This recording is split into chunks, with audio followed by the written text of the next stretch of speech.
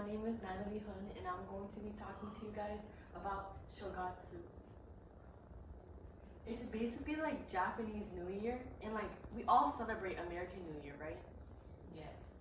And it's like kind of similar to that, but it has like many different traditions. That's not like that's kind of similar to American New Year, but like not at all. And we see it getting represented in like some Japanese media, like animes and J dramas, but they don't really talk about like the main traditions behind this holiday. And I'm here to like explain you the history behind some of the traditions, the history behind the holidays, and like just explaining like what do you do on the holiday, like how does it work and all that. Shogatsu, it takes place through like the first and the third week of January, and some celebrations can like last like an entire month. And a lot of people, they visit shrines, they eat a bunch of street food, and there's different like decorations that take place in this event. Just like in American New Year, it's a time to express gratitude, good luck, and welcome for the new year. And it's also a time that you spend with fans and family, as stated in the Britzakana article. Okay, yeah, as I was saying, it starts in the first few days of January, and some celebrations like last a month. And there's different dates like January 16th, and there's even some traditions that take place beforehand to get ready for the new year. Okay, Shogatsu. But the main places, like as like right here, the main places where this holiday takes place is in different shrines and temples. Like as you can see here, this is the Sensoji temple, and yeah, and then Devin Priya from Cultural World says there's like this tradition called like Joy no Kani. It's where you like ring a bell 108 times to like welcome good things into the new year. Okay, so another tradition, or starting off with the traditions, it's Usuji, aka it means sweeping or big cleaning. It's basically the tradition of cleaning homes before the new year. It's a holiday that takes place before January 1st, and a lot of people used to do it in like shrines and temples, but now people do it in like houses and buildings and workplaces. But it's just you thoroughly clean your buildings and houses. And yeah, the main date where this holiday takes place is December 13th, mostly in Tokyo.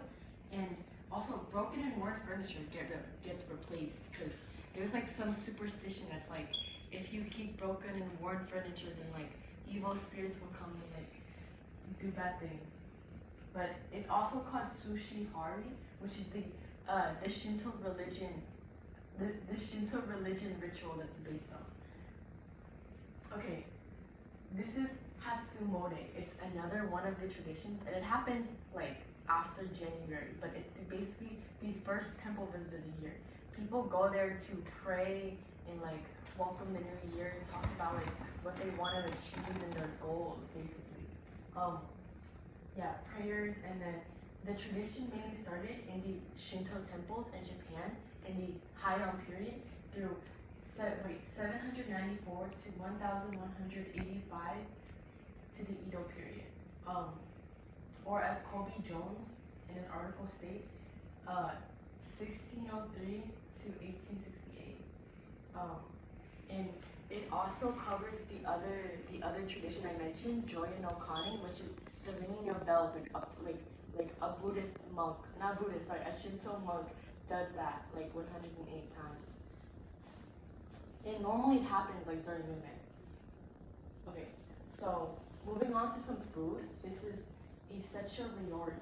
Basically, as you can see right there, it's, as Nippon says it, it's stacked bento boxes like on top of each other. And because of like the large portions, it's mostly shared like with the family, and there's different meanings behind every which one of those dishes. So maybe different family members would eat different things. Like, what do you see? This orange that's showcased right there is like a really small orange. It's called the dadai, and many mothers eat it because it's like a wish for children. Not really like something that you eat to like become more fertile, but like something that you eat if you like want children. Yeah. And there's also a kuramane, which is a black soybean that symbolizes health. It's right here, and I'm pretty sure everyone can eat it, but like it's also like a really health-hearty food. And notice how like all this food is like already prepared, and you eat it cold because during the first 3 days of Shogatsu, like January 1st to January 3rd, you're not supposed to cook to not upset the fire dragon. Okay.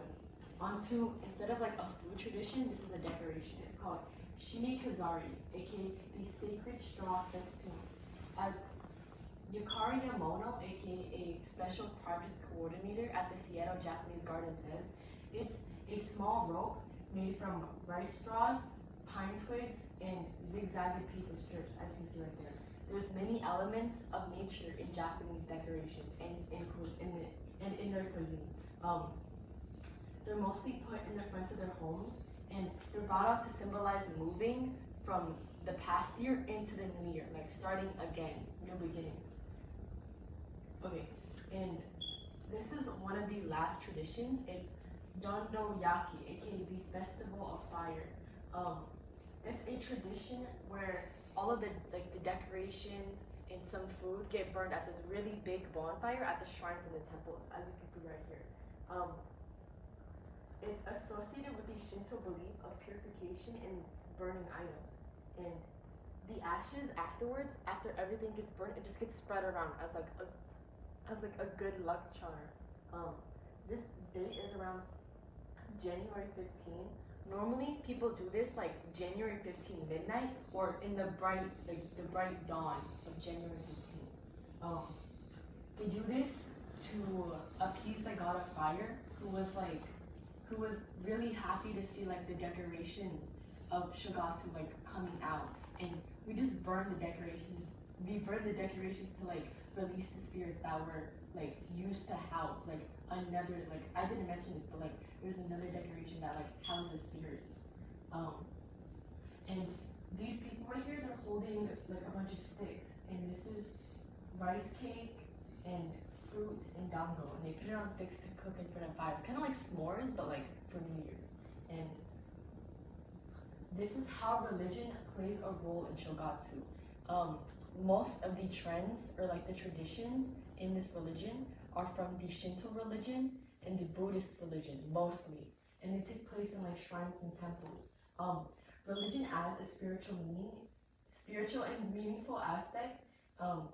Many traditions are held at temples and shrines, like how I stated before, and it really shows that Japanese people have a deep appreciation for nature. Because have you noticed, like in like the shimikazari, like the decoration with like the zagged paper stripes and all that, there's nature elements, and there's another one called karamatsu, and it's like bamboo in front of people's like front gates, but like it's just Japanese people love nature, and they have like a really deep appreciation for it.